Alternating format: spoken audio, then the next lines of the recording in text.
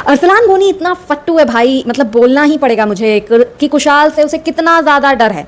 मतलब अगर मेकर्स इसको विनर बना देते हैं तो सच में ये बहुत बड़ी गलती हो जाएगी, क्योंकि कुशाल टंडन अरे अरसलान की तो हार्ट बीट में भी यही चल रहा है कि अरे कुशाल मुझे निकाल ना दे। और कुशाल ने जो गेम खेला है, कहा है बेटा डरा के रखूंगा, निकालूंगा नहीं, गेम में रखूंगा तुझे, तेरे साथ खेलूंगा, लेकिन अभी तो मेरा टाइम है तो डरा के भी रखूंगा। तो कुशाल टंडन तो भाई शेर ही है। देखो यार, सब कहते हैं मुझसे कि कुशाल की ही बात क्यों करती हो, क्योंकि गेम जब शुरू होता है तब सब कुशाल की बात करते हैं। अभी देखो, जब सब चौपाल लगाते हैं तब भी सब कुशाल की बात करते हैं। कुशाल जीत गया तो कुशाल हार गया तो भैया कुशाल, इवन कुशाल ने बजर दबा दिया तो भी Kushal. Oh my God, everyone is obsessed with Kushal. सबको कुशाल आपको झुंड में बैठे कभी नहीं दिखेगा। वो अपना कहता है, किसी को बुलाता है, अपनी 2 मिनट बात रखता है, देखो मैं तुम्हारा साथ दूंगा, बात खत्म, ठीक है। वो गेम को गेम ले रहा है। लेकिन यहाँ बाकी जो लोग हैं ना, वो झुंड में बैठते हैं और फिर प्री प्लानिंग करते हैं। कुशाल एस बन गया तो क्या होगा, कुशाल को कैसे निकाले, ये तो इसीलिए भाई कुशाल की ही बात हो रही है। समझो ना यार, फीलिंग समझो। और हाँ, इससे मैं एक बात और बता दूंगा आप लोग को, अब मेरा नीश तो वो वाला है नहीं। बहुत लोग मुझे इंस्टा पे कमेंट कर रहे थे आप वीडियो उस पे क्यों नहीं बना रही। यहाँ भी कुछ लोगों ने कहा अरे यार मैं अब जंतर मंतर प्रोटेस्ट बनाऊंगी तो मेरा वीडियो चलेगा नहीं। देखो ठीक है, तो जब ऑडियंस देखेगी ही नहीं, समझेगी ही नहीं, तो बनाने का मतलब क्या है। लेकिन फिर भी मैं कह देती हूँ कि अगर आपकी लाइफ में कुछ भी नहीं चल रहा है, अगर आप एक कंटेंट क्रिएटर बनना चाहते थे और बन नहीं पाए हैं, तो फिर आपके पास अच्छा मौका है कि अपना फोन उठाइए और जाइए जंतर मंतर पर और रील पे रील निकालिए और डालिए इंस्टाग्राम पे। आपके फॉलोअर्स धन धनाधन बढ़ेंगे, क्योंकि ये प्रोटेस्ट ही है ऐसा जहां पर टिकटॉकर्स अपनी रील बना रहे हैं, जेन जी अपनी रील बना रहे हैं, अल्फा अपनी रील बना रहे हैं। और इंस्टाग्राम पर 1-2 तो लड़के आपने खुद भी देखा होगा, एक लड़का है जो वायरल हो रहा है, टिकटॉक का एक गाना था, वो उस पे रील बना के वायरल हो रहा है। भाई साहब, उसने अपने 100 के मतलब कि 1 लाख फॉलोअर्स कंप्लीट कर लिया। अभी तो उसके 1.5 लाख हो गए। मैंने अभी चेक किया, मेरे में 2-3 दिन से आ रहा था। फिर मैंने देखा ये है कौन भाई, तो फिर मैंने देखा उस लड़के का प्रोफाइल और मैं तो शॉक्ड रह गई, क्योंकि पता नहीं मुझे उसके पहले कितने फॉलोअर्स थे, लेकिन अभी उसके 150K हो चुके हैं। और ये है वो जेनजी जिन्हें पढ़ाई से कोई लेना देना नहीं है, लेकिन ये जंतर मंतर पर जा रहे हैं, समोसा बर्गर ठूस रहे हैं और फिर रीलें बना रहे हैं और कह रहे हैं पीएम मोदी रिजाइन दे दो, मैं बर्गर खाता हूं तुम रिजाइन दे दो, मैं समोसा खाता हूं शिक्षा मंत्री तुम रिजाइन दे दो। क्या लॉजिक है। तो मैं बस यही बोलना चाहती हूँ। चलो बैक टू अलायंस।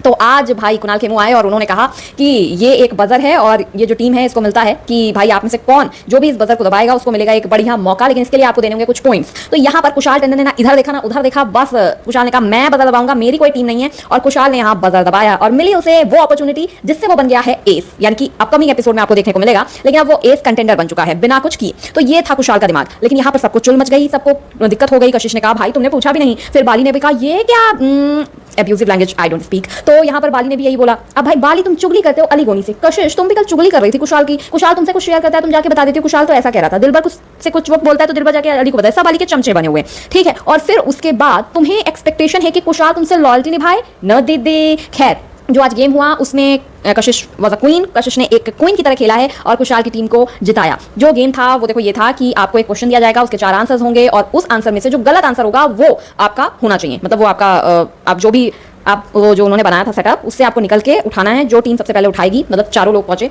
और सबको उठाना था। अब जिसके हाथ में गलत आंसर होगा वो ही सही होगा। तो ऐसा था। तो फिर यहाँ पर भाई लास्ट तक कुशाल भी निकल गए, सब निकल गए। यहाँ पर हुआ रूही वर्सेस कशिश और कशिश कपूर जीत गई। मतलब तुक्का ही था, किस्मत ही थी, क्योंकि कशिश लेडी लक लेकर आई है वॉरियर्स के लिए, तो भाई कशिश जीत गई। और यहाँ पर घमासान हुआ और अरसलान का फिर से वही फेस दिखा, भाई स्पाइन है नहीं तुम में। ये जैद के लिए नहीं बल्कि ये इस बंदे के लिए होना चाहिए कि स्पाइन नहीं है। इतना डरपोक तुम कैसे हो सकते हो, मतलब फिर गेम भी खेलना है आपको और हमेशा डरते रहना है। पिछले भी आपको याद होगा जब अरसलान कुशाल के साथ था तब भी इसने ये कह दिया था, तब भी अपनी बात से पलट गया था और इसने कह दिया था मैं तो नहीं जाऊंगा भाई, जबकि ये हार गया था। लेकिन बावजूद इसके इसने खुद को डिलीटेड लिस्ट में नहीं डाला था। ये इतने ज्यादा फट्टू इंसान है कि इनको इतना डर लगता है जाने से, ऐसा लग रहा है कि यही विजेता बनेंगे। और मुझे लिटरली लग रहा है अभी तो, क्योंकि अली गोनी आ गया इनका भाई, इनको सपोर्ट कर रहा है एकदम, ठीक है। अभी इनकी गर्लफ्रेंड भी आने वाली है सुजैन खान, वो भी इनको बताएगी स्ट्रैटेजीज। तो भाई कहीं ऐसा ना हो मेकर्स इसी को जिता दे। मतलब अगर मिनी जीत जाती है तो I don't have any problem, लेकिन अगर ये जीत गया तो लिटरली मतलब बहुत ही बड़ा बुलशिट हो जाएगा भाई। मिनी और रूही ने कहा कि चलो हम में से कोई देख लेता है कि कौन जाएगा डिलीटेड लिस्ट में। तो एट द एंड की मिली ने डिसाइड किया कि चलो मैं चली जाती हूँ, मैं सेक्रीफाइस करती हूँ, ठीक है। अब मिनी का हार्ट इतना अच्छा तो है ही, ठीक है। अब दिलबर ने कहा मैं नहीं जाऊंगी, मैं पहले भी जा चुकी हूँ, उसको कुशाल ने मना भी किया था पहले से।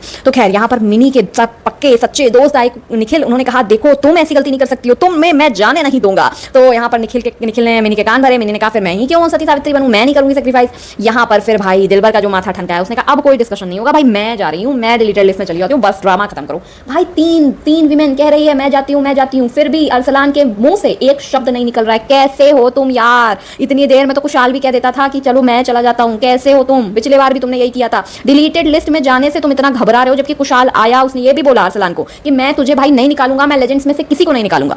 कुशाल ने ये कंफर्म किया और कुशाल ने सीमा को भी ये बोला कि मैं अरसलान को नहीं निकालने वाला हूँ, I am just playing with the mind, क्योंकि मैं सिर्फ डरा रहा हूँ। उसने ये बोला कि मैं अरसलान का डरा हुआ चेहरा देखना चाहता हूँ, क्योंकि अब वो वक्त आ गया है, पासा पलट चुका है। क्योंकि अरसलान ने कुशाल के साथ देखो गलत तो किया, वो आया था कुशाल के साथ, उसने एंट्री ली थी, बहुत बढ़िया जा रहे थे दोनों, लेकिन जब आपका भाई आया तो आपने कुशाल का साथ छोड़कर धीरे धीरे आपने उसका एक नैरेटिव सेट किया कि कुशाल बहुत लड़ाकू है, वो बहुत एरोगेंट है, वो बहुत लड़ता है। भाई उससे पहले जब उसने डॉली के साथ गलत किया था तब आपने स्टैंड क्यों नहीं लिया था? जब उसने वंशज को निकाला था तब आप कहाँ थे? तब आपको गलत नहीं लगा, लेकिन जब आपका भाई आ गया ना तब आपकी बोलती ना शुरू हो गया। आपने सोचा अली तो मेरा भाई है तो भाई मैं भी दिखाऊंगा, तो तब आपने सोचा कि अब मेरे पास है कोई मेरी फैमिली का तो मैं कुशाल को साइड कर देता हूँ। ये किया है अरसलान ने, और अरसलान ही वो बंदा है जिसने धीरे धीरे अरसलान और अली ने मिलकर कुशाल के लिए एक नैरेटिव सेट करने की कोशिश की कि ये बदतमीज है, ये किसी से सही से बात नहीं करता है, ये लड़ता है। अगर आप ध्यान से शो देख रहे होंगे तो आप ये समझ पाएंगे कि धीरे धीरे ये हुआ, लेकिन पासा तो पलटता है, आज आप तो कल कुशाल, तो आज भाई कुशाल का दिन है। अब आप एक बंदे के साथ इतना गलत करेंगे तो फिर तो होगा ही। देखते हैं कि एक्चुअल में कौन डिलीटेड लिस्ट में गया है।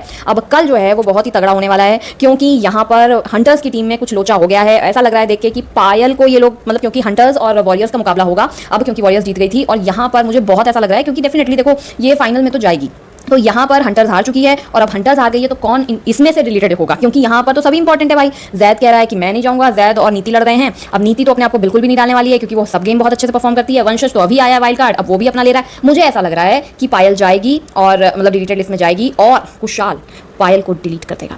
लिटरली मुझे ऐसा लग रहा है, क्योंकि कुशाल जो है वंशज को तो नहीं कर सकता, उसने उससे प्लानिंग करी है, ठीक है। नीति के साथ उसका एक बॉन्ड है, अब वो पायल के साथ ही करेगा, क्योंकि पायल ने स्टार्टिंग में भी थोड़ा सा बोला था कुशाल को, तो वो पायल को करेगा मुझे ऐसा लगता है, क्योंकि लेजेंड्स में से वो किसी को नहीं करेगा, दिलबर को नहीं करेगा, माथुर को कर नहीं सकता है, अरसलान को उसने वादा दे दिया है, रूही को भी नहीं करेगा, रूही एक अच्छी और स्ट्रॉन्ग प्लेयर है, तो बचा कौन? तो इस हफ्ते मतलब अब मुझे लगता है क्योंकि अब गेम खत्म होने वाला है तो अब पायल जाने वाली है। होप मतलब आई डोंट नो, क्योंकि अली यहाँ पर ये भी कहता है कि अगर हम में से ऐसा हुआ तो हम तो सीमा जी को निकाल देंगे, तो लेकिन कुशाल जो है वो सीमा जी को जाने नहीं देगा, क्योंकि सोहेल भाई से उनकी दोस्ती है। तो आप बताइए कि आपको क्या लगता है? खैर अभी तक कोई अपडेट आया नहीं है, आता है तो मैं डेफिनेटली, जब मुझे पता चलता है तो मैं बताती हूँ। तब तक के लिए टेक केयर, बाय बाय, और जाइए जंतर मंतर पे प्रोटेस्ट करिए, रील बनाइए आप भी। और मतलब कि ये जो प्रोटेस्ट हो रहा है, मतलब यार लिटरली मैं अलग से इस पर वीडियो नहीं बना सकती थी, मैं इसी वीडियो में बात कर रही हूँ। जितने भी लोग मुझे देखते हैं सुनते हैं कि अपने देश के प्रधानमंत्री को गाली देना, गंदे गंदे एक्शंस करना, ये क्या सही है? ये कौन सा प्रोटेस्ट है? आए मतलब मेरे तो दिमाग के परे है, इसलिए मैं इस पर ज़्यादा बोल भी नहीं रही हूँ, क्योंकि फिर लोगों की लैंग्वेज इतनी गंदी हो जाती है, क्योंकि उन्हें लगता है उनके पास तो फ्रीडम ऑफ स्पीच है, लेकिन जब दूसरा बंदा अपना ओपिनियन रखेगा तो उसे नहीं है, तो वो गाली देने लगते हैं सीधे। इसलिए ठीक है, देखो सीजेपी की पोल वो धैया ने खोल दी है, क्योंकि उसे निकाल दिया, तो अब ये दीप्के की पोल वगैरह वो खोल रहे हैं, ठीक है। और ये सब ध्रुव राठी के चमचे हैं, ठीक है। यहाँ पे जितने भी लोग सुन रहे हैं ध्रुव राठी को फॉलो करते हैं यार, मुझे भी अनफॉलो करना है, आई डोंट केयर, बट देश के खिलाफ जो बोलेगा उसका मैं समर्थन नहीं कर सकती हूँ यार। स्टूडेंट्स का समर्थन होना चाहिए। इवन सबसे पहले तो मैं कहती हूँ, अगर ये जो स्टूडेंट्स की एजुकेशन की बात हो ही रही है, तो फिर यहाँ पर एजुकेशन में इक्वालिटी की बात हो रही है, जातिवाद नहीं होना चाहिए, इसकी बात हो रही है, तो सबसे पहले तो यार रिजर्वेशन हटना चाहिए। क्योंकि देखो मैं हमेशा से ये मानती हूँ, और मैं खुद जिस स्कूल में पढ़ी हूँ, जिस कॉलेज में पढ़ी हूँ, मैंने वहाँ तो ऐसा कभी कोई डिस्क्रिमिनेशन नहीं देखा है। हमारे साथ सब कास्ट के बच्चे पढ़ते थे और किसी भी कास्ट के बच्चे के साथ कोई डिस्क्रिमिनेशन नहीं होता था यार। दोस्त हैं, दोस्त भी हैं आज के वक्त में, ठीक है। तो मैंने तो ऐसा देखा नहीं जो ये पता नहीं कौन सी सदी की कहानी बताने लगते हैं। रिजर्वेशन ना इकोनॉमिकली वीक आप कितने हैं उसके आधार पर मिलना चाहिए, सिंपल सी बात है। क्योंकि यार यहाँ पर हम जनरल वाले तो पिसते ही हैं, फिर देखो सिंपल सी बात है यार, जनरल कास्ट वाले उसमें पिसते हैं। आपका अच्छा रैंक आ रहा है, लेकिन दूसरा बंदा जो इकोनॉमिकली वीक नहीं है, फिनेंशियली स्ट्रॉन्ग है, लेकिन सिर्फ कास्ट के आधार पर उसे रिजर्वेशन मिलता है। क्या आप भी मानते हैं ये सही है? बिल्कुल सही नहीं है, ठीक है। यहाँ कोई इतना आप कोई भेदभाव नहीं होता है कि आप मंदिर में ना जाओ। अच्छा आप भी बताओ, आप लोग स्कूल में पढ़े होंगे, अलग अलग कास्ट के बच्चे होंगे जो जनरल कैटेगरी से नहीं आते होंगे, SC के, ST के, OBC के, आप मुझे बताओ अगर वो ठीक ठाक हैं, मैं उनकी बात नहीं कर रही हूँ जिनके पास पैसा नहीं है, जो गरीब है, ठीक है, तो क्या उन्हें मंदिर में जाना अलाउड नहीं है? मैंने नहीं देखा है। मंदिर में तो ये नहीं पूछा जाता है कि आप कौन से कास्ट के हैं, मतलब मैंने नहीं देखा है, ठीक है। तो ऐसा नहीं है कि ऐसा नहीं होता होगा, कुछ गाँव या कुछ जगहों पर डेफिनेटली होता होगा आज भी, लेकिन अब ये शहरों में तो एटलीस्ट बहुत कम है ना। और प्रोटेस्ट कहाँ हो रहा है? दिल्ली के जंतर मंतर पे ना। यहाँ पर वो एक लड़की वायरल हो रही है जय भीम की, आप समझो वो हाई स्कूल की लड़की है और वो 3-4 साल से इसी कंटेंट में घुसी हुई है। पॉलिटिकल उसका मुद्दा ही है, मतलब कि उसकी जो फैमिली है ना वो पॉलिटिकल बैकग्राउंड से है। उसको यूपी का CM जो उनके अंबेडकर से रिलेटेड है, मतलब जो उनके कास्ट से रिलेटेड है, उनको बनाना है। अब मुझे नाम नहीं ध्यान आ रहा, कोई राणा करके थे, उनको इन्हें यूपी का CM बनाना है। अब आप बताओ, यूपी का CM योगी जी से बेहतर कोई हो सकता है? मतलब कौन है यहाँ जो इस बात से एग्री करेगा? I don't think so. इस तरीके का जो हल्ला अभी हो रहा है ना इतना, मतलब देखो आप कितने भी डिसएग्री हो यार गवर्नमेंट से, पर आप पार्लियामेंट जाके फूकने की बात नहीं कर सकते हो। आपको कोई हक नहीं है। आपको क्या इस देश को नेपाल बनाना है, बांग्लादेश बनाना है, या इवन वेस्ट बंगाल बनाना है, जहाँ अभी क्या क्या नहीं हुआ है, क्या क्या नहीं हुआ है सबको पता है। आपको वो बनाना है क्या? मतलब इंडिया में डेमोक्रेसी है। अगर आप ये जो ये एक छोटा सा वर्ड और यूज़ किया जाता है डिक्टेटरशिप, लिटरली डिक्टेटरशिप का मतलब भी पता है आप लोगों को? पता है डिक्टेटरशिप का मतलब क्या होता है? ये जो पत्ती लेकर खड़े हो ना और मोदी के लिए, प्रधानमंत्री मोदी के लिए गाली लिख रखी है आप लोगों ने, गंदी गंदी भद्दी भद्दी, मोदी की 13वीं के समोसे, ये आप लिख भी नहीं पाओगे। ये होती है डिक्टेटरशिप। मुंह से बोला और आप खत्म। ये होती है नॉर्थ कोरिया में जाओ, पता चलेगा डिक्टेटरशिप क्या होती है। डेमोक्रेसी है, इसलिए यहाँ ये गंदे गंदे सड़कों पर एक्शन कर पा रहे हो। प्रधानमंत्री मोदी को गाली देते हुए कितनी लड़कियों के, कितने लड़कों के वीडियो वायरल हो रहे हैं। यहाँ पर बर्गर, पिज्जा सब चल रहा है, ठीक है। और फिर अगर आप कुछ अल्हड़पन करोगे तो आप एक्सपेक्ट करते हो कि पुलिस जो हमेशा मतलब हमेशा सेफ्टी के लिए रहती है, वो अपने एक्शन नहीं लेगी। आप वहाँ पर खड़े होकर फर्जी में रील बना रहे हो तो पुलिस आपको ये नहीं कहेगी कि साइड हो, और अगर आप साइड नहीं हुए तो आप पुलिस से लड़ोगे और पुलिस आपको लाठी नहीं मारेगी। और एक लाठी लग गई है तो आप ये कहोगे कि अरे देखो हमें तो पुलिस मार रही है। आप वहाँ बैठ के पत्थर इकट्ठा कर रहे हो, टाइल्स घिस के फेंक रहे हो, इस तरीके से चीज़ें आप करोगे। आपको लगता है कि ये पढ़े लिखे बच्चे करते हैं? मतलब आप खुद सोचो, मतलब कि आप जितने भी लोग मुझे अभी सुन रहे हैं, देख रहे हैं, आपके बच्चे हैं, अगर पेरेंट्स हैं और अगर आप बच्चे हैं खुद, आपके पेरेंट्स क्या इस तरीके की भीड़ में आपको भेजेंगे जहाँ पर इतनी वो मच रही है? या जो पढ़ने वाले बच्चे हैं जिनके पास इतना टाइम है, आप नीट के जो बच्चे पास हुए ना 11 लाख के, उनको सुनो जाकर वो क्या कह रहे हैं। वो खुद कह रहे हैं ये बात कि ये मुद्दा कहाँ था और कहाँ से भटक गया। हमारी ये मांग है कि एजुकेशन सिस्टम चेंज होना चाहिए। बहुत जो इंग्लिश स्कूलों की दादागिरी चल रही है कि यूनिफॉर्म्स इतना महंगा है, बुक्स इतने महंगे हैं, ये सब चेंज होना चाहिए, हम मानते हैं। लेकिन जो तरीका है वो बहुत गलत है। आप देश के प्रधानमंत्री को ऐसे गाली नहीं दे सकते हो। शिक्षा मंत्री को आप कह रहे हो हटा दो, शिक्षा मंत्री हट जाएगा, दूसरा आएगा। और जो नीचे जो भ्रष्टाचार है, अगर उसको रिमूव नहीं किया गया तो आपको लगता है कि दूसरा शिक्षा मंत्री भी सब कुछ कर लेगा?